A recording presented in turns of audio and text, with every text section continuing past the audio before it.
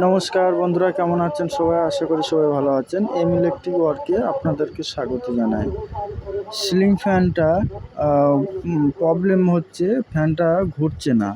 তো চলুন ভিডিওটি বেশি বড় না করে শুরু করা যাক। আর আপনি যদি এই চ্যানেলে নতুন হয়ে থাকেন তাহলে অবশ্যই আপনি একটি সাবস্ক্রাইব করুন আর পাশে থাকা বেল আইকনটি বাজিয়ে দেবেন। তো চলুন শুরু করা যাক। তো প্রথমে আমরা টেস্ট ল্যাম্প নেব। টেস্ট ল্যাম্প নিয়ে আমরা প্রথমে টেস্ট করব, বডি টেস্ট করব এবং কয়েল লাইন টেস্ট করব। তো বডি নেই কিন্তু লাইন ঠিক আছে। তো চলুন আমরা কভারটা উপর দিকে নিয়ে তারপরে আমরা কয়েলটি চেক করব। তো কয়েলটি চেক করার আগে আমাদের ক্যাপাসিটার হোল্ডার থেকে ক্যাপাসিটারটা ওপেন করতে হবে। তো আমাদের এরকম একটা ছোটো স্ক্রুড্রাইভার নিয়ে ক্যাপাসিটার হোল্ডার থেকে তারটা ওপেন করে নিতে হবে। তো আমাদের তার ওপেন হয়ে গেছে। তারগুলো ক্যাপাসিটারের থেকে একটু খুলে নিতে হবে।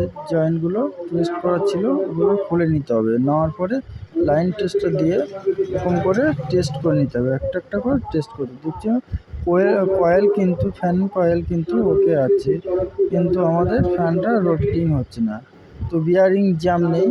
তো আমরা দেখছেন ক্যাপাসিটারের গায়ে কিন্তু একটা তেলে ভাব চলে এসছে। তার মানে এটা আমাদের বুঝতে হবে যে ক্যাপাসিটারটা অ্যাকচুয়ালি নষ্ট হয়ে গেছে। তো আমরা একটা নতুন ক্যাপাসিটার নিয়েছি, নেওয়ার পরে আমরা টেস্ট করব। তো টেস্ট করার জন্য আমাদের ক্যাপাসিটার যেখানটাতে ছিল জড়া ছিল সেখানটাতে তা নিয়ে আমরা দেখছি যে ফ্যানটা ঘুরছে।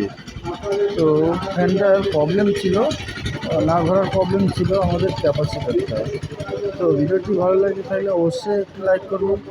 বন্ধুরা ভালো থাকবেন।